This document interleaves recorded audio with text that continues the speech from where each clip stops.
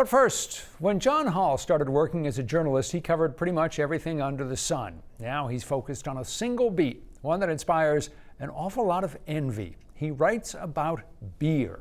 John Hall is the editor of All About Beer and the host of the Drink Beer, Think Beer podcast. He was in Maine recently to cover a conference on craft malt, malt being one of the ingredients used to make beer, all of which got us wondering, what's it like to be a professional beer writer? Hall says it's not just, hey, this is a cool IPA. It's actually a job that allows him to tell a wide range of stories.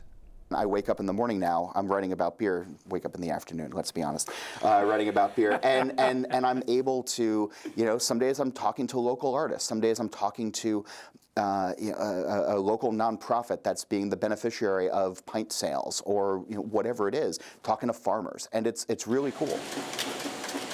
Anyone who pays even the slightest attention to craft beer knows that this industry has exploded. Maine alone now has about 160 breweries, one for roughly every 8,000 people. Trying to cover the industry is a never-ending job. It's hard to keep track of it these days. Honestly, there's 9,500 breweries in the country right now. Every time I come to Portland, there's new breweries that have popped up that everybody's saying, oh, you got to go and visit so-and-so. It's like, cool, where are they? And I'm going to go and visit. I'm going to try to meet the people, but there's just not enough hours in the day. And despite what people might think my job is, it is actually just not drinking all day long. Well, that leads to the question. Okay. Because everybody wants to know, yeah. John. Yeah. How much beer do you drink a day? A lot. A day, not as much as you would think. It's very rare that. Well, I mean, yeah. in a 24-hour period. Don't get legalistic on me. I mean, business hours, 9 to 5. So I'm fortunate that I work for Wine Enthusiast and I do the blind review panels. So when we have those panels going, I'm probably doing about 20 samples a day. And there are a couple of ounce pours at a time. Sometimes it's less, sometimes it's usually not more than that for palate fatigue reasons. If I'm out at a bar or a brewery and samples are pouring and I'm having pints and a good time, yeah, I'll have a couple of beers, that kind of thing.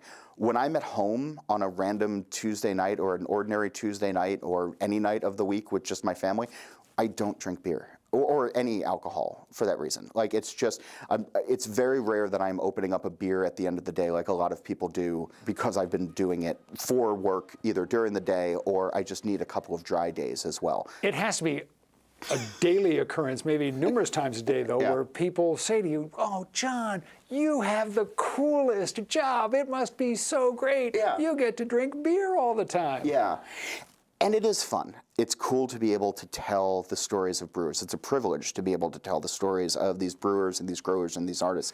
When I started as a reporter in Maine, the number of breweries in this state was 0. Right. Now there are 160, 165. So big picture question for you, where is the beer industry going? I think it will be a local product. It will become the baker. It will become the butcher, the candlestick maker. I don't know. I'm doing nursery rhymes at this point, but you know what I mean. Like it's one of those. I don't know how many people are supporting their local candle maker. Very few. But you should go support your local beeswax candle maker. I think by and large, like that's one of the things that people should be thinking about it that way, and knowing that it's a local product that you can be proud of. You have enormous knowledge about the beer industry. You have a discriminating palate. You have tasted thousands and thousands and thousands of beers. Yeah. What makes you happy when you're drinking a beer? Who I'm with.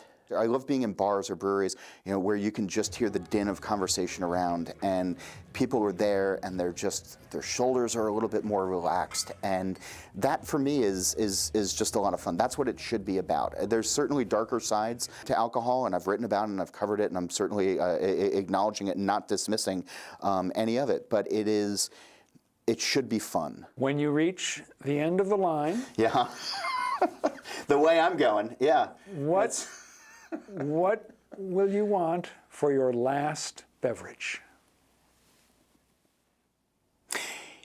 That's really interesting.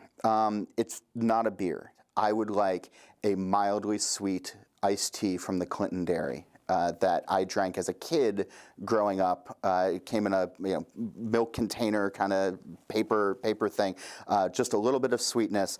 And as a kid in grade school, whenever we would get some of these Clinton iced teas, it was a really special day. And in my mind, it just sticks out as a beverage. It's the first beverage that ever made me happy. And so I would like to go back to that. A few years ago, John Hall was enthroned by the Knights of the Brewers Fork of Belgium, descendants of the ancient Brewers Guild. So yes, he is an honorary knight. If you'd like to know more about Sir John, just head to the 207 section of our News Center Maine app or website.